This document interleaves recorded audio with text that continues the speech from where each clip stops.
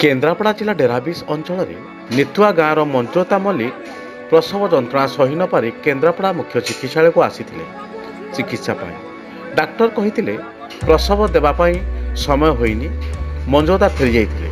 आशाकर्मी और संपर्कों सहित स्कूटी फेरी जाइथिले। मंजुलता तिलोत्तमा देईपुर पाखरे प्रसवर वेदना हेबारु रास्ता कड़े स्थानीय लोकों साहाय्य शिशुकन्या जन्म कले प्रसुस्ती।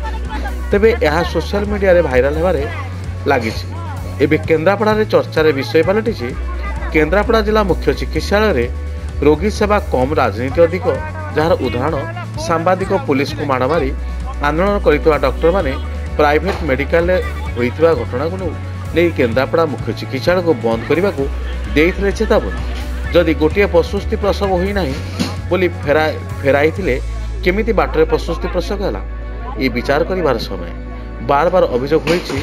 केन्द्रापड़ा जिला मुख्य चिकित्सालय रे रोगी माननकु डॉक्टर मानक अवहेला सेमिति किसी आखि दृष्टिया पदक्षेप निया जाउ नाही। साधारण रे यह प्रश्नवाची सृष्टि होइछि। साधारण दाबी होइछि जिला प्रशासन यह उपरे तदंत करी तुरंत कार्यानुष्ठान निया जाउ बोली, नहले आगामी दिन में आंदोलन मुंड टेकिब।